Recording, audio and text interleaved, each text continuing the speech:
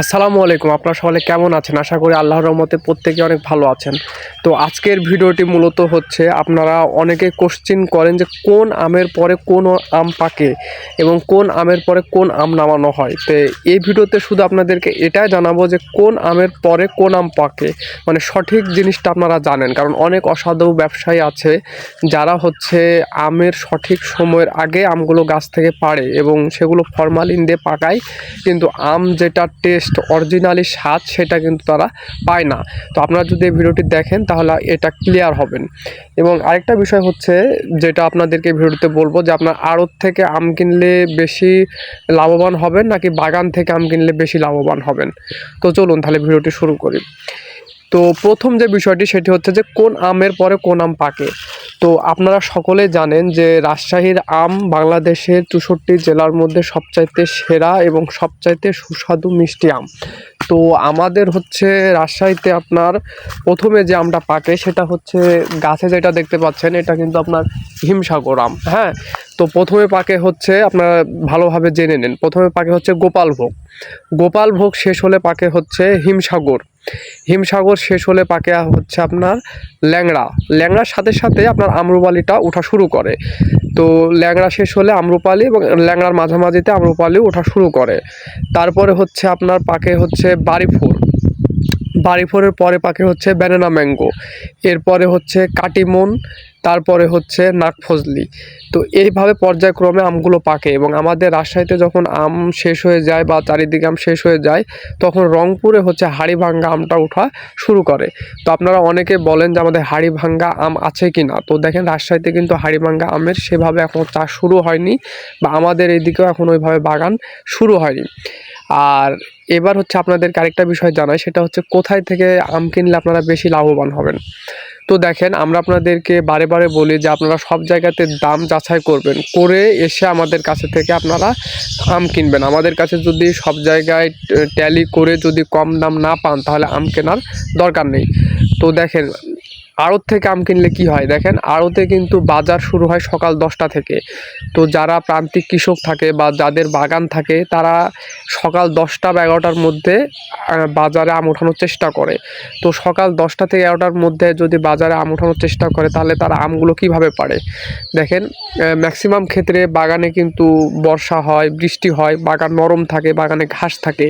তো যেগুলো ছোট ছোট গাছ থাকে তারা কি করে, আম যদি একটা একটা করে, মানে যে ঝুপা আছে আমাদের আম নামানোর ঝুপা আপনারা চিনেন, ওই ঝুপা দিয়ে যদি একটা একটা করে আম নামায় তাহলে কিন্তু অনেক দেরি হবে, প্রায় 1টা 2টা বেজে যাবে। সেজন্য তারা দ্রুত বাজার ধরানোর জন্য আমগুলো হচ্ছে আপনার দেয়, লাঠি দিয়ে ঝাঁকুনি দেয় বা গাছের ডালে উঠে উঠে এভাবে এভাবে এভাবে ঝাঁকিয়ে ঝাঁকিয়ে আমগুলো কিন্তু ফেলে দেয়। যার ফলে হচ্ছে আমগুলোর স্বাদ অনেকটা কমে যায়, গুণগত মান কমে যায় এবং আম কিন্তু পচে অনেক নষ্ট হয়ে যায়। তারা বাজার পর্যন্ত বিক্রি করলো, দায়িত্ব কিন্তু শেষ। আপনি যে কিনলেন গাছটা হচ্ছে আমটা হচ্ছে কিভাবে নামানো, সঠিক উপায় নামানো কিনা সেটা কিন্তু আপনি বুঝতে পারলেন না। আর বাগান থেকে যখন তারা আম নামায়, বাগান থেকে আম পাড়ে ডিরেক্ট কিন্তু হচ্ছে আপনার হলো তাদের যে থাকে ঝুড়ি থাকে আম বহন করা বা ক্যারেট, সাথে সাথে কিন্তু ক্যারেট আমগুলো ঢেলে রাখে। আর এটা কিন্তু সঠিক নিয়ম না। সঠিক নিয়ম হচ্ছে যে আমগুলো প্রথমে পেড়ে আপনার হচ্ছে খড় বিছে খড়ের উপরে আঠাগুলো শুকানো এবং বাতাসে আঠাগুলো শুকানো, তারপরে হচ্ছে ক্যারেট করা, কিন্তু সেটা কিন্তু তারা করে না। তারা ডিরেক্ট গাছ থেকে আম পেড়ে কিন্তু হচ্ছে ক্যারেটে হচ্ছে ভরে নেয়, যার জন্যে আমগুলো হচ্ছে মিষ্টি কমে যায়, স্বাদ কমে যায় এবং হচ্ছে আপনার প্রচুর পরিমাণে আম পচে, যেটা আপনারা পরবর্তীতে বুঝতে পারেন। কিন্তু আপনারা যখন আম আড়তে বা বাজারে কিনবেন তখন কিন্তু সেটা বুঝতে পারবেন না। আর মেন যেটা রিজন সেটা হচ্ছে বেশিরভাগ ক্ষেত্রে বাজার দ্রুত ধরানোর জন্য আমগুলো কিন্তু তারা লাঠি দিয়ে পেড়ে পেড়ে নামায়। আর আপনি যদি সরাসরি সৎ লোকের থেকে আম নিতে পারেন তাহলে আপনার কি হবে, আর বাজারে দেখেন আপনাকে কিন্তু প্রতিযোগিতা করে আম কিনতে হয়, কারণ 100টা যদি কৃষক আম নিয়ে আসে তাহলে 100টা কিন্তু পার্টিও থাকে সেখানে, সেখানে আপনাকে প্রতিযোগিতা করে আম কিনতে হয়।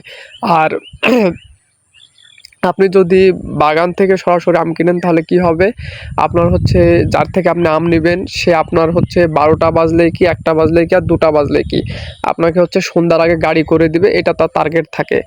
আর আমরা যেটা করি সেটা হচ্ছে যে আপনার গাছ থেকে আমগুলো সুন্দর করে পাড়ি, খড়ের উপরে সুন্দর করে রাখি, শুকায়, তারপরে আপনার শুটিং করি। শুটিং করার পরে আপনারা কেজিতে যারা 4টা চান তাদেরকে 4টাতে যে কেজি হবে সে আমগুলো রেখে ছোট ছোট আম বা হচ্ছে আপনার নষ্ট আমগুলো ফেলে দিয়ে সুন্দর করে ক্যারেটগুলো আপনার করি, প্যাকেজিংগুলো করি, করে আপনাদেরকে আস্তে ধীরে আমগুলো কিন্তু দিই এবং আমগুলো অনেক যত্ন সহকারে গাছ থেকে পাড়ি এবং ফ্রেশ আমগুলো আপনাদেরকে একদম দিই।